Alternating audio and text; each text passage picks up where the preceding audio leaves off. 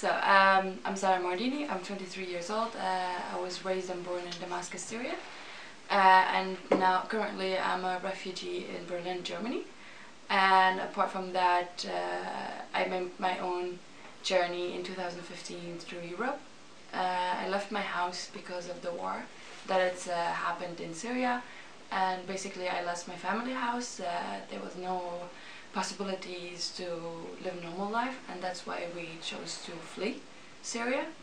And then we made it we took up normal flights like everybody from Damascus airport to Turkey, and then from Turkey you contact smugglers to go to Greece. And we end up on the boat from Turkey, and that's the story that everybody knows. We've been in the boat, me and my sister, with everybody, and then our boat engine stopped working, and then the boat started taking water in because it was overflowed with the numbers of the people. So we've been 20 people with a child on the boat, in a boat for 7. So after that I was also in the boat still sitting, and I knew that I'm a swimmer and I knew I'm a lifeguard, so if anyone could survive it will be me because I know how I can make it.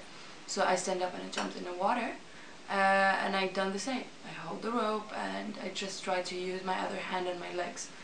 And then a couple of minutes after, my sister joined me, and we continued to rotate for 3.5 hours between all the people who was on the boat, so we can keep it again light from inside, heavy from the side, and then we can stabilize it with our human being body. And we end up doing this for 3.5 hours, and then we made it to the shoreline of Lesbos. And then, so I try to find a different kind of way that I can just be myself and create something out of the voice that I have, or the energy that I have. And I was already volunteer in an organization called Moabit Health in Germany, in Berlin, which basically they work in the asylum office.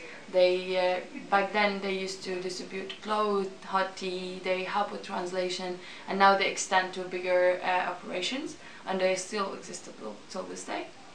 And after that, through this organization, I got the opportunity to give the first talk about my story in the I event in the European Union Parliament in Strasbourg. So it was the first time I say my own story. And at the same time our story broke down, it was everywhere. So I got a contact on my Facebook from a volunteer called Eric Hudson, and he told me about ERCI, the team I used to work with, Emergency Response Center International. He told me that they do swimming classes, and some of the children that they're teaching swimming, they heard about us and they're asking to learn swimming to become like the Mardini sisters. And of course it touched me, and I promised to go there.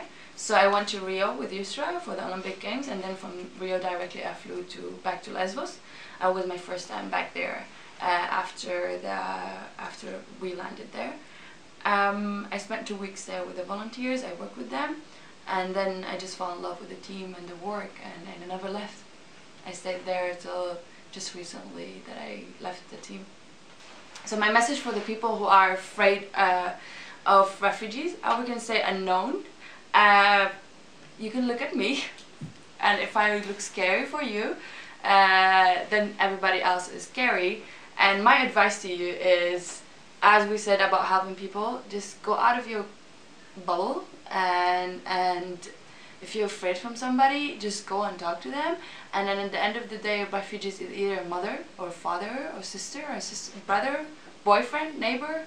We're all the same, but we've just been in a different situation. We had to leave our families, we had to leave our country, and then we got the name refugees. So it doesn't make us different. It doesn't make any difference between us. And at the end of the day, it's a position that anyone could be in. Just look to the history. It's all just recycling. Like it's all re-happening again.